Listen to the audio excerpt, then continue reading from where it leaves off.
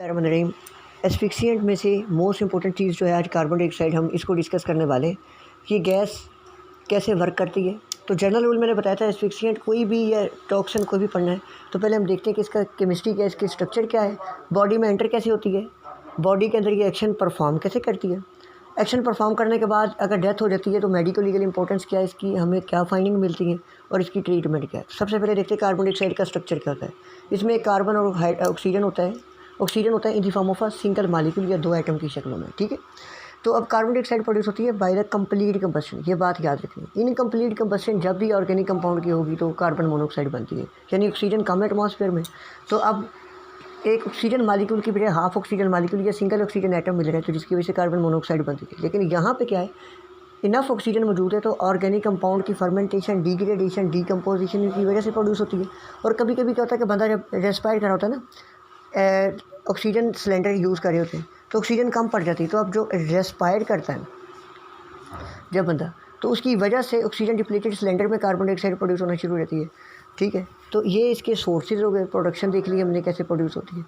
अब हमने ये देखना है कि जो कार्बन डाइऑक्साइड है ये बॉडी के अंदर जब एंटर हो गई इनहेलेशन से, ये जाके करेगी क्या, करेगी ये कि ये वेगस नर्व को स्टिमुलेट करती है, जिसकी वजह से वेगल इनहिबिशन हो जाती है। वेगल इनहिबिशन से क्या होता है, वेगल इनहिबिशन से ग्लॉटस जो है ना, इसकी कंस्ट्रिक्शन हो जाती है, ठीक है।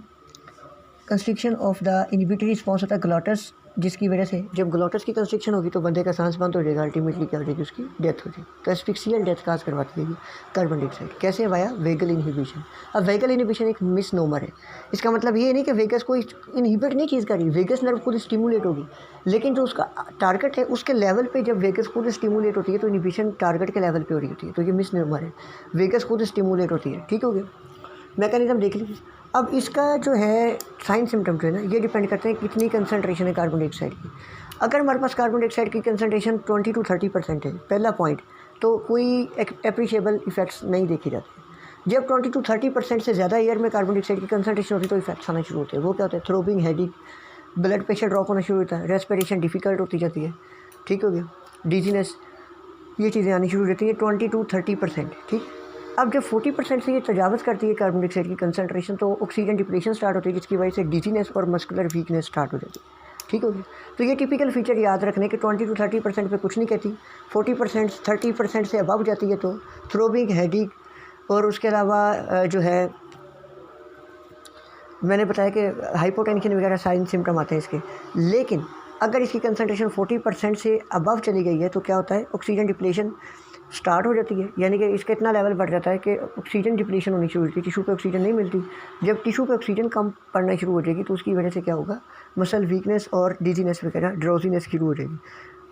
50% से अबव जब कार्बन डाइऑक्साइड की कंसनट्रेशन जाती है तो सडन अनकॉन्शियसनेस होती है। ये एमसीक्यूज है, याद रखना है। 50% से अबव सडन अनकॉन्शियसनेस और विदाउट कन्वर्जेंट डेथ हो जाती है एट अ इंस्टेंट।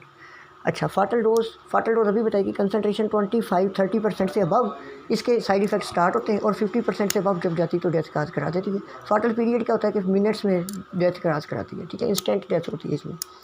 अब देखते हैं कि अब इसकी ट्रीटमेंट क्या है कि बंदे को कार्बन डाइऑक्साइड पॉइजनिंग हुई तो हम क्या करेंगे। सबसे पहले मैंने कोई भी बताया था कि एस्फिक्सिएंट का एक जनरल रूल याद रखें कि ये बॉडी का टेम्परेचर लो कर देते हैं। तो सबसे पहले हमने क्या करना है, जिस जगह पे वो गिरा पड़ा है उठा के अनकॉन्शियस बंदे को हमने खुली एटमॉस्फेयर में ले जाना है। नंबर 2, उसकी ब्रीदिंग मेंटेन करनी है, एयरवे को मेंटेन करना है। नंबर 2, नंबर 3 पे उसका बॉडी टेम्परेचर मेंटेन करना है। नंबर 4, अगर सांस नहीं आ रही तो आर्टिफिशियल रेस्पिरेशन देना है।